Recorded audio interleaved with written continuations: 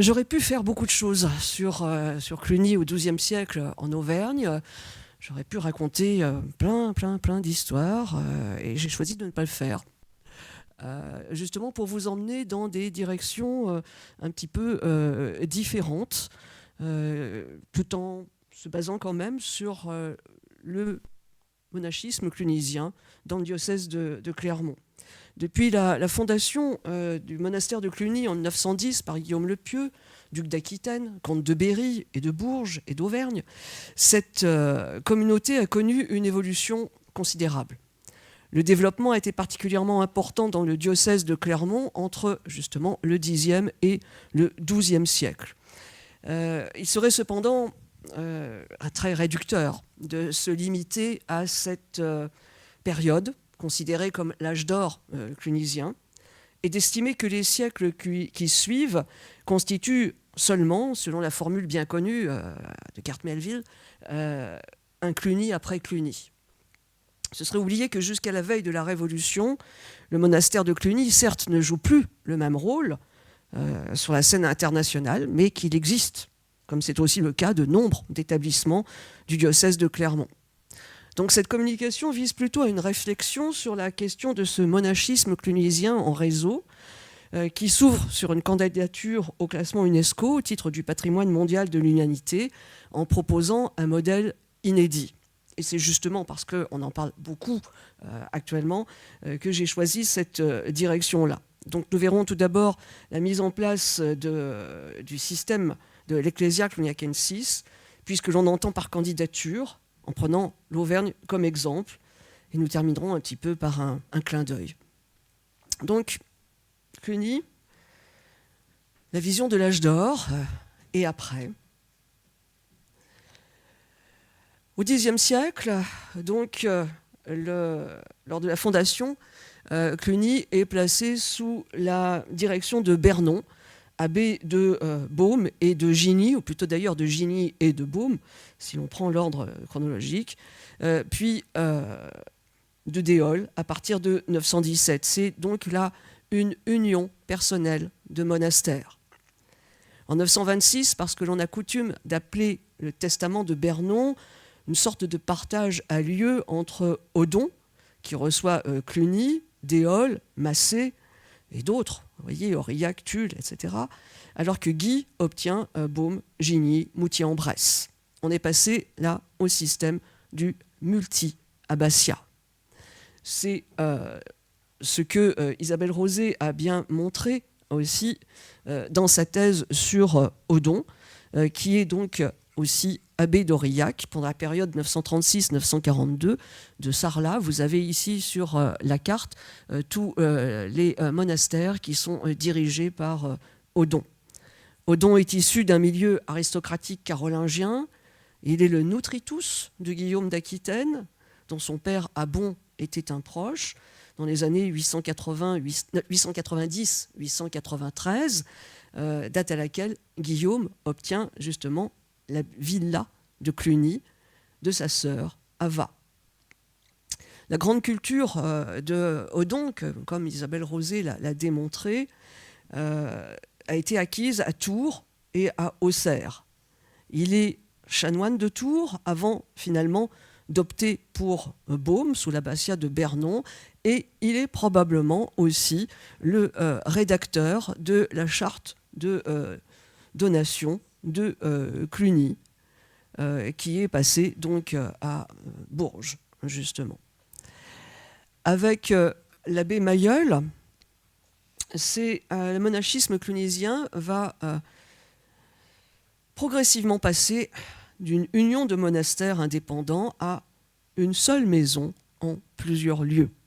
Et enfin, avec l'abbé Odilon, un Auvergnat, Odilon de Mercœur, on arrive à la constitution de l'Ecclesia Cluniacensis, un corps avec une tête et des membres. Le succès de Cluny tient largement au lien qui s'établit entre transfert économique et mémoire des morts, car sauver son âme et bénéficier des prières des moines est un souci majeur pour l'humanité, pour l'humain, mais aussi à Cluny. Et Cluny reprend ce principe développé déjà dans les monastères carolingiens, comme vous pouvez le voir avec le livre de Saint-Gall, ensuite ce livre de confraternité qui comporte 15 000 noms. Et Cluny va reprendre cet aspect, ce qui indique bien ses origines carolingiennes, et va largement amplifier le phénomène. La théorisation de la notion de don et contre-don a mis en évidence les liens sociaux, économiques et spirituels entre les vivants et les morts d'une même famille. Famille au sens temporel, certes, mais famille au sens spirituel et au sens mystique. Et c'est ce que nous dit en 1708 Étienne Baluse lorsqu'il rapporte un transfert de biens dans ce contexte de la mémoire des morts. Moi, Ponce, abbé de Cluny, j'ai demandé à ma tante Judith, comtesse des Auvergnats. Alors, je ne rentrerai pas dans le schéma d'hier, n'est-ce pas ? J'ai demandé à ma tante Judith, comtesse des Auvergnats, de pourvoir à une vigne. Je lui ai accordé à elle, à ses fils, à sa fille et à tous les parents de son mari une mémoire, comme à nos frères défunts. Un don ou une vente? En fait, plutôt une vente, puisque la comtesse Judith va aussi recevoir une somme d'argent assez importante. Mais en échange, elle obtient cette mémoire avec cette vigne, qui n'est pas une vigne ordinaire, parce qu'elle est située dans la zone de Jalogny, près de Cluny, et c'est un vin qui est destiné au service de la messe. Donc c'est un vin de qualité, et l'abbé Ponce, dans la suite de la lettre, j'en ai mis ici qu'un extrait, indique que le vin que l'on utilisait précédemment était un vin ordinaire, donc tout à fait inconvenant pour cet usage. Et donc, en échange, elle obtient donc toute une série de mémoires pour ses enfants, pour son mari défunt, Robert II. Judith, c'est Judith de Melgueil, la tante donc de Ponce, l'abbé de Cluny.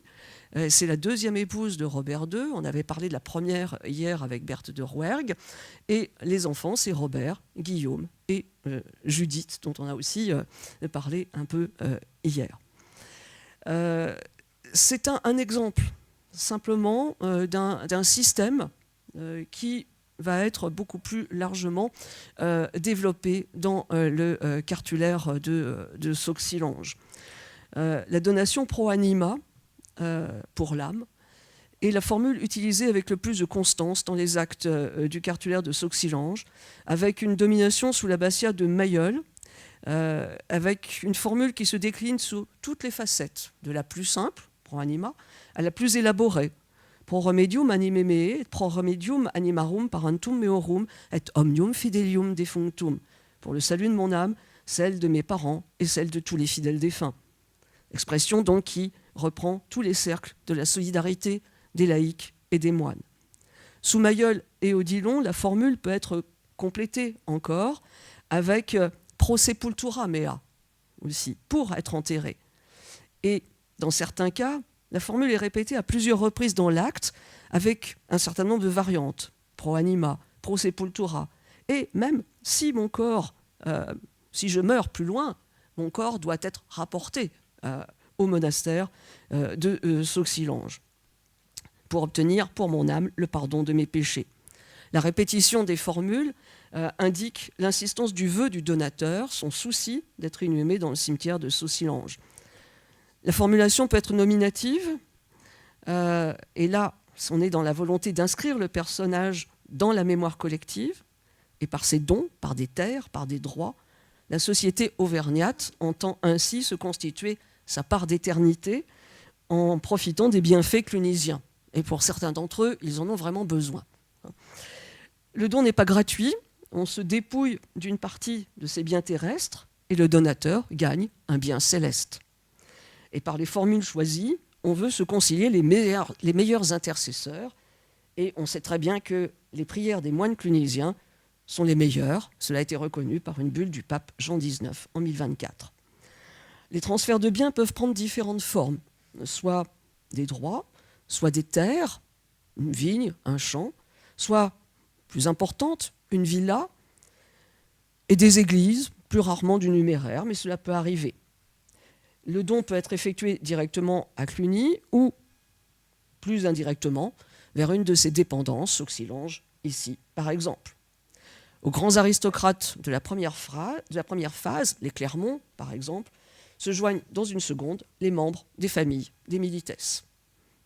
Ce système va très largement favoriser le monachisme clunisien par le développement des obédiences, avec toute une série de maisons qui, du nord au sud du diocèse de Clermont, ponctuent l'espace totalement. Autour de chacune de ces grandes maisons, Souvigny, Thiers, Sauxillanges, La Voûte, Saint-Flour, se crée un réseau. Et à cela s'ajoute un certain nombre d'abbayes, parfois plus anciennes que Cluny, pour des questions de réforme, pas toujours bien acceptées d'ailleurs, comme le montre le cas de Moza en 1095. Mais le réseau de Moza vient d'une manière extrêmement intéressante compléter le réseau clunisien au centre du diocèse de Clermont. Un système qui marche très bien. Mais la belle mécanique va finir par se gripper et ne plus aussi bien fonctionner. Trop de prières, trop de messes, trop de mémoriae à assurer pour répondre aux demandes des donateurs. Et l'abbé Pierre-Maurice de Montboissier, encore un Auvergnat, doit entreprendre des réformes avec, entre autres, la mise en place de statuts. Les statuts de Pierre sont connus par 4 manuscrits qui sont conservés donc, à la BNF et également un dernier exemplaire, mais du XVIIIe siècle, se trouve aussi aux Archives nationales avec la publication dès 1614 de la Bibliotheca Cluniacensis qui les reprend aussi. Dont Charvin les a repris également dans le premier volume des statuts, chapitres généraux de l'ordre de Cluny à partir de 1965, avec quelques variantes, et Giles Constable a également beaucoup travaillé dessus en publiant le tome 6 du Corpus Consuetudinem Monasticarum. Les statuts de Pierre ont été rédigés en plusieurs phases, entre 1122 et 1146, et on suppose également qu'une partie a été rédigée justement à Sauxillanges, au cours des périodes où l'abbé revient dans ce qui a été sa maison d'origine, puisqu'il a été novice, il a été un oblat de Sauxillanges.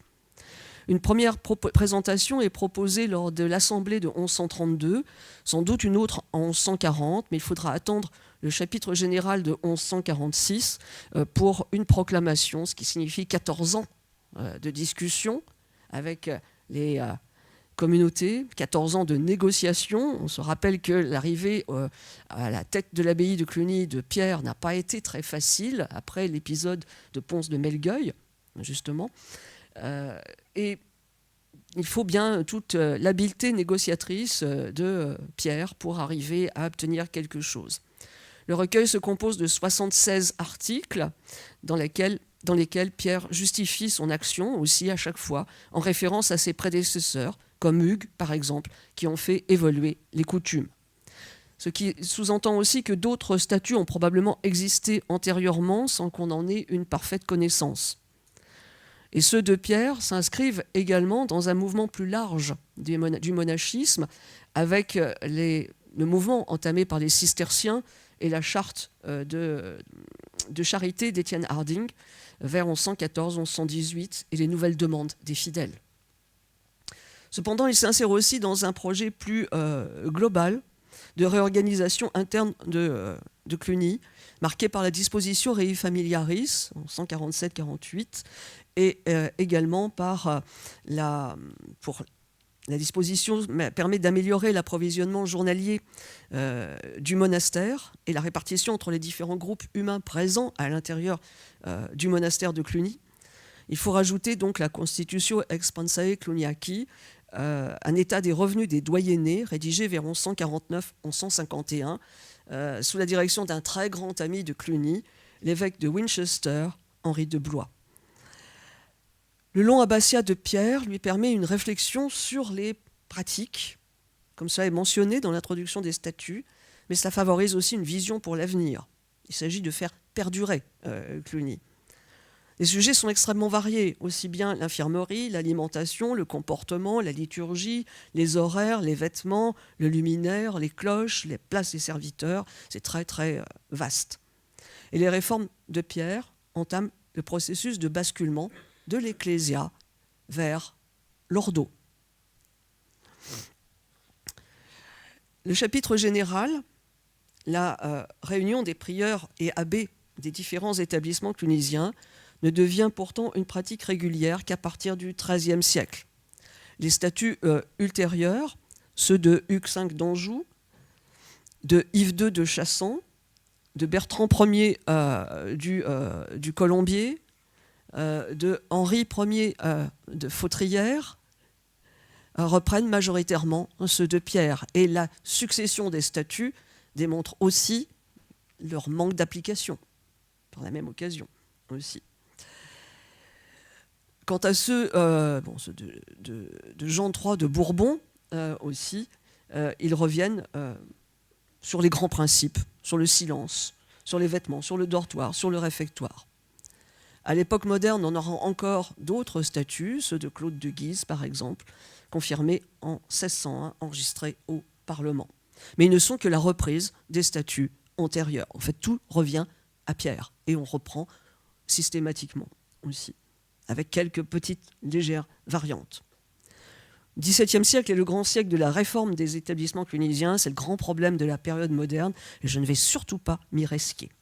Mais l'abbaye va vivre jusqu'à la Révolution, et elle va bien vivre, comme en témoignent les très nombreux aménagements réalisés par exemple à Cluny, comme vous le voyez ici, avec la façade sur les jardins, avec les réaménagements du cloître reconstruit, avec les travaux de ferronnerie réalisés par le frère Placide, un moine de Cluny aussi, mais ça ne concerne pas que la maison mère, parce que Souvigny également voit la façade du prieuré complètement refaite, et on va encore plus loin avec la démolition de l'église Notre-Dame des Avants, avec le plan que vous avez sur la gauche par l'architecte Évezard, plan de 1769 avant la démolition de 1772 de la vieille église Notre-Dame des Avants que vous avez aussi, de manière à construire une nouvelle sacristie qui va être remarquablement ornée d'un décor peint et également de boiseries aussi. Donc, jusqu'à la Révolution, le monastère de Cluny et ses dépendances vivent globalement assez bien, même si ce n'est pas le cas des petites maisons de quelques moines qui, elles, subissent de plein fouet les vagues successives de la peste, les attaques de la guerre de Cent Ans ou ensuite des guerres de religion. Et ces dépendances ne s'en remettront pas vraiment. Contrairement aux plus grandes maisons, elles vont connaître disparition ou réunion. Bournoncle, en 1321, apparaît désormais dans la manse du prieur de Sauxillange. Ou bien la transformation en prieuré cure, ou carrément en ruine, purement et simplement. À Saint-Jean-la-Chalme, une dépendance de la voûte, en 1354, il devrait y avoir un prieur et un moine, mais ils ne résident pas, et les bâtiments menacent ruine. C'est la même chose à Choria, en 1386, où il n'y a plus que 3 moines. La dépendance est aussi dans la manse du prieur de Sauxillange, mais ascensée au vicaire épiscopal de Clermont et en mauvais état. Quant à Saint-Germain-des-Fossés, dans l'Allier, dépendance de Moza, en 1403, l'église est presque un colombier et n'a plus de vitres. C'est vraiment un schéma un peu désespérant qui est dressé ici. Et donc, il faut maintenant basculer sur la deuxième partie qui va nous faire quitter le monde des médiévistes, qui veut bien me pardonner pour cette excursion dans ce monde extérieur aussi. Le titre, c'est l'abbaye de Cluny et le réseau des sites clunisiens. Et un classement UNESCO, c'est quelque chose d'extrêmement compliqué. Voilà, il faut rentrer maintenant un peu dans la chronologie de la candidature à l'UNESCO, parce que c'est quelque chose de long et de complexe. Regardez les mégalithes de Carnac en Bretagne qui ont attendu presque 10 ans pour obtenir un classement. Une candidature peut être aussi source de grandes polémiques. Regardez actuellement celle qui se déroule dans le sud de la France, où on hésite entre les citadelles du Vertige, les châteaux cathares, les forteresses royales du Languedoc. Cela témoigne plutôt de l'extension du champ patrimonial, d'un champ patrimonial qui est plus fort que les bâtiments eux-mêmes aussi. L'idée de la candidature clunisienne n'est pas un phénomène récent, contrairement à ce qu'on pourrait le penser. Les prodromes ont débuté avant l'épisode du Covid et un problème va très vite apparaître. La France a déjà beaucoup de monuments classés, trop pour certains, et aussi trop d'églises. Proposer Cluny, c'était en rajouter encore. Autrement dit, l'idée émerge à ce moment-là que Cluny avait laissé passer sa chance. La candidature va être reprise par la Fédération des sites clunisiens, fondée en 1994, qui réunit actuellement 220 membres à peu près dans 9 pays européens, présidée par Marc Fleuret, président du département de l'Indre, et qui est gérée en fait par 2 personnes. Christophe Voros, Morgane Montera, et plus récemment d'une doctorante en histoire médiévale, qui est Laura Attardo, en contracifre. C'est peu pour gérer une candidature UNESCO aussi.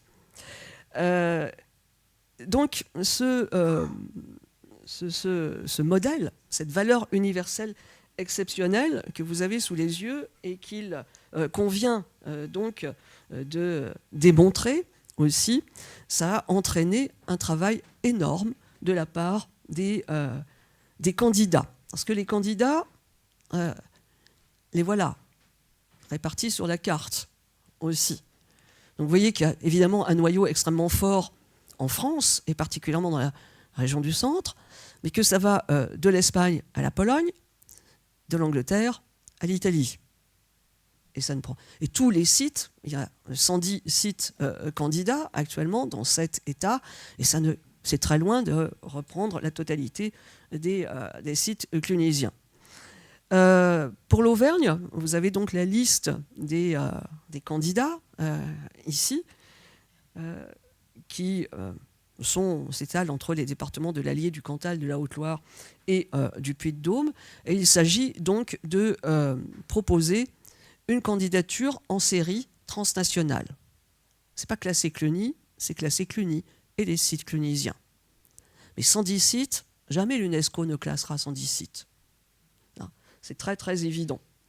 Donc il a fallu, pour les sites candidats, et il y en a certains dans la salle et ils connaissent très bien le problème qui s'est posé à eux, il a fallu véritablement démontrer, en suivant les critères de l'UNESCO, et il y a 2 critères qui ont été choisis, le critère 2 et le critère 6, répondre à un questionnaire complexe de 32 questions sur les valeurs et les sous-valeurs spécifiques, à compléter donc en fonction des critères sur les qualités historiques, patrimoniales, culturelles de chaque site, fournir des documents, fournir des cartes, présenter les formes d'habitat monastique avec les caractéristiques locales, géographiques, politiques et sociales. Or, il n'existe pas de plan type clunisien et ça commence déjà à poser des problèmes parce qu'on s'adapte toujours au site. Démontrer un processus de pacification, voilà quelque chose qui est aussi extrêmement complexe. Certes, la question de la paix de Dieu a été au cœur des discussions médiévales et les abbés, en particulier Odilon, y a joué un rôle important, mais le démontrer dans un site, c'est complexe. Le développement économique, ça peut être plus évident quand on a les sources. Démontrer l'existence des doyennés, oui, parfois, mais on n'a pas toujours la possibilité de le faire. Démontrer donc le développement économique, vous voyez, ce sont les différents critères qui correspondent. Alors le développement économique, on peut le faire par exemple pour Sauxillanges avec le temporel réalisé d'après la charte de donation ou de fondation, comme on veut, d'Ackfred aussi. Mais il faut aller plus loin, et je vous présente là le travail qui a été fait par Christophe Vezon, par l'association Pierre le Vénérable et par les pays d'art et d'histoire de la région, qui ont abouti à la publication d'un focus, et j'ai vu qu'il n'y en avait plus, c'était déjà tout parti, sur la petite table à l'entrée aussi, ce qui démontre du succès, c'est très bien, mais travailler sur l'aménagement du territoire par les moines, avec les chapelets des temps, ceux qui ont existé et que la carte de Cassini nous montre, ceux qui existent encore aussi, comme on peut le voir là, plus spécifiquement sur le bief des moines à Sauxillange. Donc vraiment, il faut montrer qu'un site s'inscrit dans la durée. Une durée de vie, ce qui implique l'intervention des historiens modernistes dans un dossier qu'on pourrait penser purement médiéval. Et il faut démontrer aussi l'existence d'un plan de gestion du site. Et là, ça aussi suscite beaucoup de problèmes.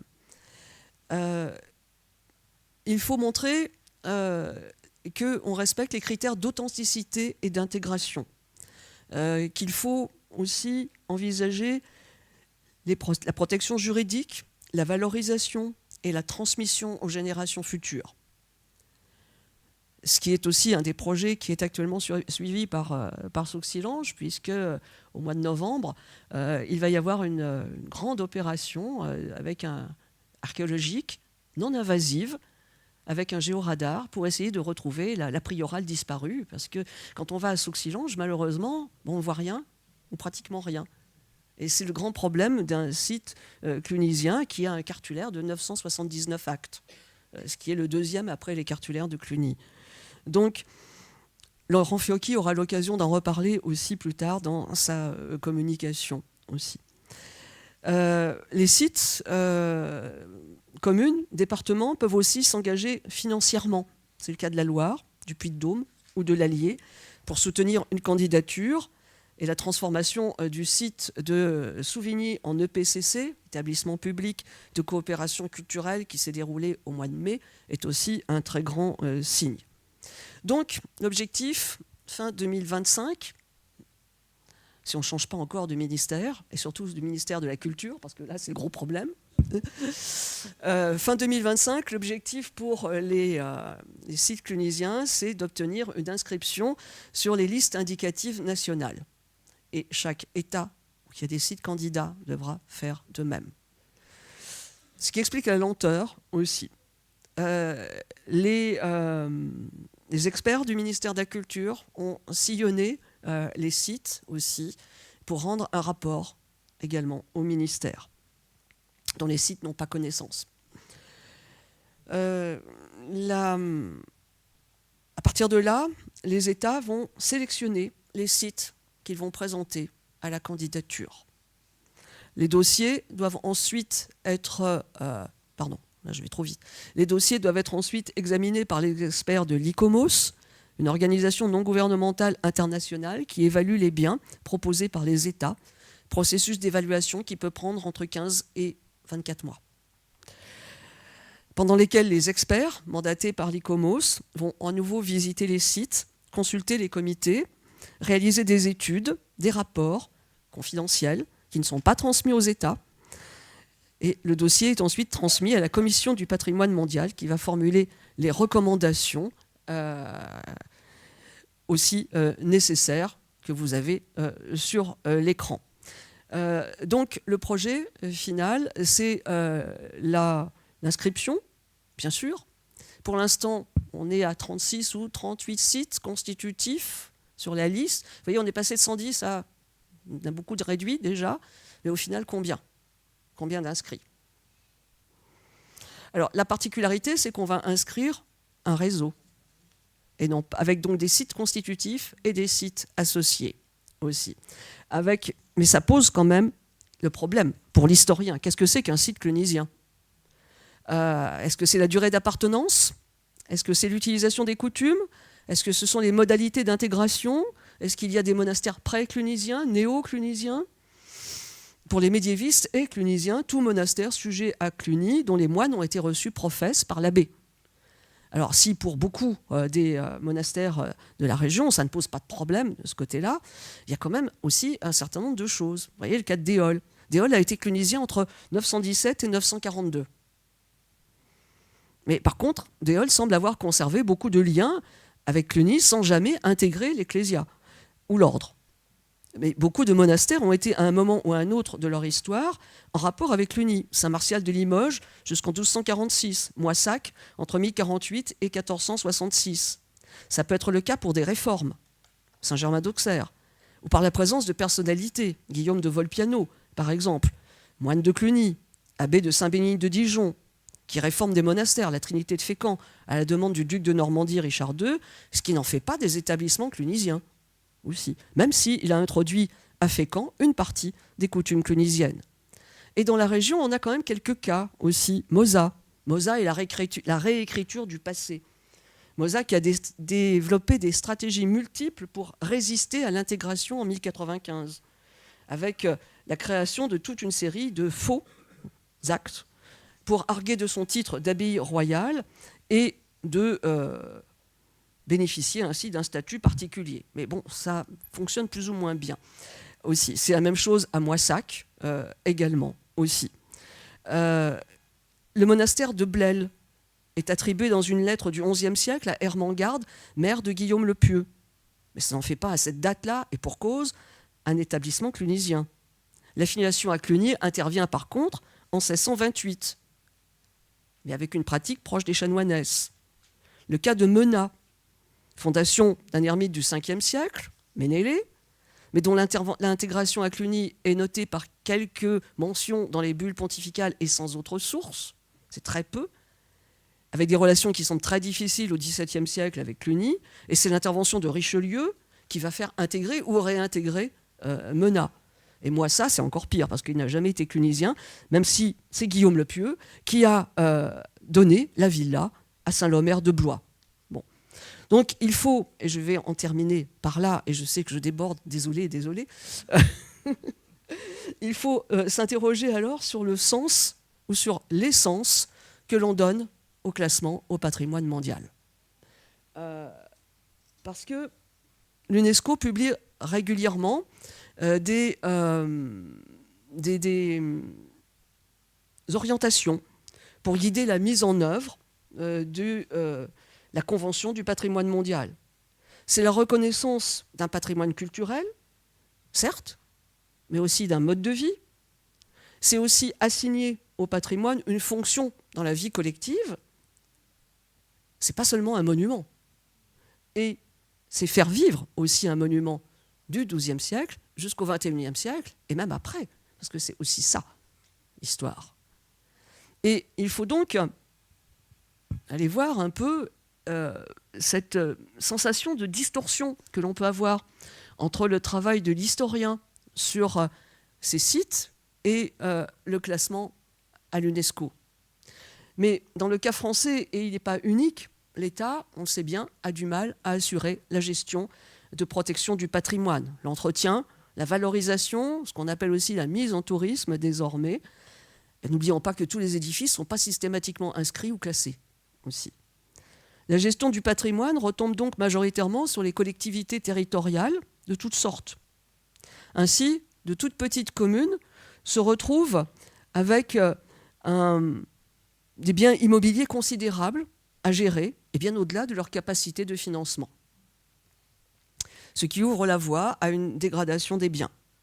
Et on sait aussi très bien qu'un classement UNESCO assure un flux touristique synonyme de retombées économiques dont l'impact sur un territoire est considérable.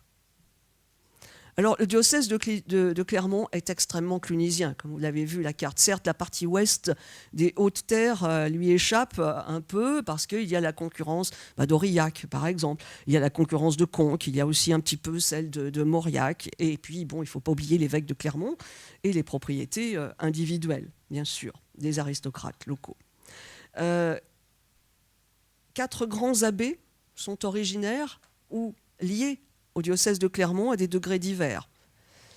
Mayol et Odilon sont enterrés à Souvigny, même si moi j'ai du mal à considérer qu'on soit en Auvergne quand on est dans l'Allier. Mais bon, c'est un autre problème encore, n'est-ce pas? Hugues et Pierre aussi ont des liens également avec l'Auvergne. Et les maisons clunisiennes quadrillent l'espace. Et s'il y a d'autres candidats, d'autres oppositions, d'autres grands monastères, j'ai déjà évoqué Aurillac, je pourrais parler de Saint-Pourçain-sur-Sioule, je pourrais parler de la Chaise-Dieu, qui est peut-être le plus grand rival dans la région aussi, je pourrais parler aussi de Saint-Alyre et bien d'autres, la liste n'est pas exhaustive, aucun n'atteint le même niveau de développement et de puissance, ce qui fait que finalement, tout devient clunisien. Et j'ai dit que je terminerai par un clin d'œil.